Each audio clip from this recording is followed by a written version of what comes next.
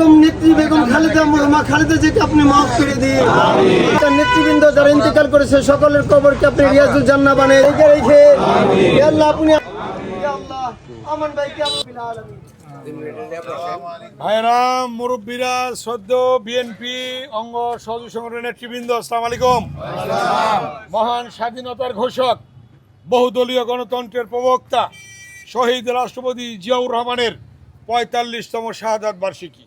এই শাহাদাত বার্ষিকীতে আপনারা এই ওয়ার্ডে নিজেরা টাকা পয়সা খরচ করে লক্ষ লক্ষ টাকা খরচ করে আপনারা আজকে তবারক বিতরণ আয়োজন করেছেন, মিলাদ মাহফিলের আয়োজন করেছেন। এই জন্য আমি আপনাদের ধন্যবাদ জানাই। শহীদ রাষ্ট্রপতি জিয়াউর রহমানের যে স্বপ্ন ছিল স্বাধীন বাংলাদেশ, এই বাংলাদেশের স্বাধীনতা সার্বভৌমত্ব অক্ষুণ্ণ রাখতে হবে, এটাই হবে আজকে আমাদের শপথ শহীদ রাষ্ট্রপতি জিয়াউর রহমানের এই শাহাদাত বার্ষিকীতে।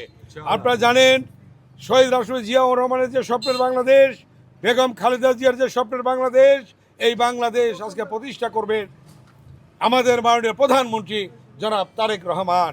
আজকে তারেক রহমান নির্বাচনের পূর্বে যে প্রতিশ্রুতি ব্যক্ত করেছিলেন, ফ্যামিলি কার্ড, কৃষক কার্ড, কৃষকদের জন্য ১০,০০০ টাকা ঋণ মৌকুফ করা এবং খাল খনন কর্মসূচি সহ ইমাম মুয়াজ্জিন খতিব পুরোহিতদের জন্য সম্মানী ভাতা, সকল কাজ তিনি শুরু করেছেন।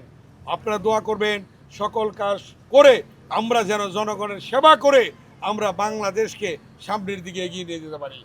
আমাদের নেতা কর্মীদের কাছে আমার অনুরোধ থাকবে, আপনারা প্রত্যেকে একজন সেবক হিসাবে, জনগণের সেবক হিসাবে আপনারা কাজ করবেন। আমি এমপি হয়েছি তার মানে কিছু না, আমিও একজন সেবক।